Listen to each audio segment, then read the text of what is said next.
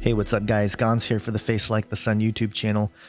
As soon as I posted the video yesterday about ritual magic in Orlando, about Christina Grimmie, her alleged death, and some of the strange things surrounding it, I noticed something that was immediately noticed by others in the comment section as well, and that is that the gay club that was named Pulse is interesting because the guy who put together the Reset 2016, the Protestant conference or concert thing where a bunch of Christian artists and thought leaders will speak, where the Pope will address this crowd. Well, the founder of that, Nick Hall, his organization is also called Pulse. And the UN connection is also there because in 2013, the United Nations declared 2016 the International Year of Pulses. And if you go to their website, you see nutritious seeds for a sustainable future. And we've talked about Sustainable Future 2030, the Pope being the one who sort of blessed this in the United States last September. So there's a tie in there to the Pope, to this event. And if you go to Nick Hall's Facebook feed, there's also an image of Nick Hall, the guy who organized this event, handing his book Reset to the Pope. Now, some people have stated, hey, this is Nick Hall trying to preach the real Jesus to the Pope. Maybe, but if that was the case, then would you allow the Pope to speak at your event to address the crowd? I don't think so. Now, I also said that I believe folks who organize this, which includes Nick Hall, are excited about it. And I actually think they're trying to do the right thing, right? They're trying to do something good for the kingdom of God. However, to have the Pope speak, to me, it just screams either this thing is hijacked or, deliberately, because of the lack of knowledge, they fall into this and are in cahoots with the Vatican and everything else. Now, the infiltration into the Protestant church happened a long time ago, but I think we're seeing a real breakdown of the Protestant Reformation, reversing that whole thing. And this is troubling. Now, I mentioned all this on Facebook, and you guys had a lot of great things to add to the conversation. For example, an EMP or an electromagnetic pulse, right?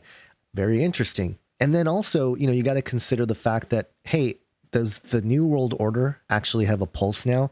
And I relate that to the transhumanist topic that we've discussed a lot, and the technium, and the idea of technology becoming alive as part of the Antichrist system. Or perhaps they're able to get the DNA of Nimrod and successfully clone him, or even more crazy supernatural possibilities where, the idea of raising Osiris out from the realm of the dead and bringing his consciousness back into some sort of bodily figure. And he might be the Antichrist, as folks like Peter Goodgame have argued. So again, this is very strange that the word pulse is used as a trigger word for all this stuff. Now, Tanya in the comments brought up a great point as well. And here's her comment. She said, Matthew 13:25, but while men slept, his enemy came and sowed tares among the wheat and went his way. Now, there's a commentary on Matthew 13:25 from Wesley's Notes on the Bible, and here's what he said. They ought to have watched. The Lord of the field sleepeth not. His enemy came and sowed darnel. This is like wheat, and commonly grows among wheat rather than among other grain. But tares, or vetches, are the pulse kind, and bear no resemblance to wheat. So this very strange thing about wheat and the tares, and the idea of pulse going right back to the year of the pulses declared by the UN. And this actually has to do with grains, right? So very, very interesting stuff to bring up. Is this the beginning of the separation between the wheat and the tares? And this is the tares declaring themselves to be the tares, if they are so bold.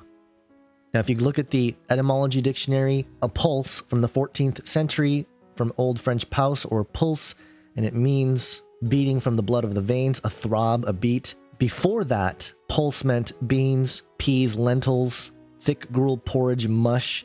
And then as a verb, and again, the early 15th century, the word pulse means to beat or throb. So nothing surprising there. Somebody also left a link to a website called pulse.cio.gov, and I apologize for the person who gave me the link. I lost track of who it was. But this website says that it's a project of the General Service Administration that measures how U.S. government domains are following best practices for federal websites. Isn't it interesting that a website, .gov, run by the government is called Pulse? Here's another interesting thing that Deborah pointed out in the comments, and she linked to this page, the Urban Dictionary, where the word pulsy means the most beautiful being on the planet, one who is perfect in every way and is envied by most and loved by all, the one whom ensnares the hearts of young men and holds the heart of one, adored by Felix and loved by Felix. She is a goddess in her realm, a hybrid between an angel and a fairy. Her beauty radiates as a brilliant golden light in the dark hallway. Very interesting comment, right?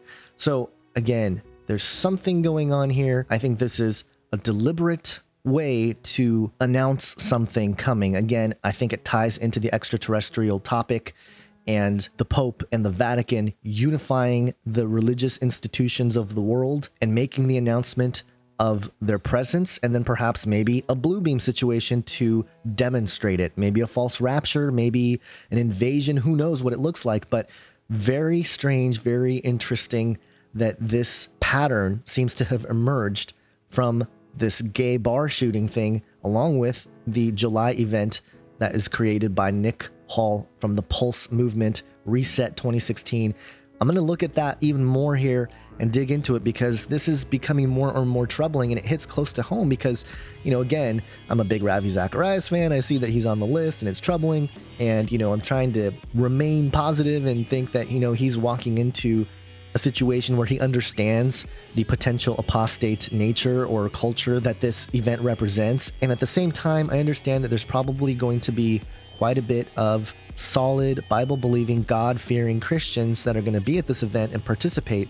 So a lot on the line here, it feels like. Even the death of Christina Grimmie, or the alleged death, right, is interesting because she's definitely a Christian in terms of her online work. You know, she had some worship songs that she sang and stuff like that. So is the New World Order system beginning their final infiltration, which will be the merging of the Protestant church, or the, you know, sort of grander Christian community, especially out here in America, but across the world, genuine Christians, you know, in terms of the institutional level, it's here and it's very fascinating. So definitely stay vigilant, stay prayerful, be sober-minded, keep watch, and share this news with your Christian brethren, because a lot of times we know that the elite do things in your face and most people don't take heed. They don't see the warning. But as a watchman, we have to sound the alarm and we have to let people know, because if we don't let people know, then it's on us. But if we do, then each individual person, it's up to them whether they decide to respond to it or not. So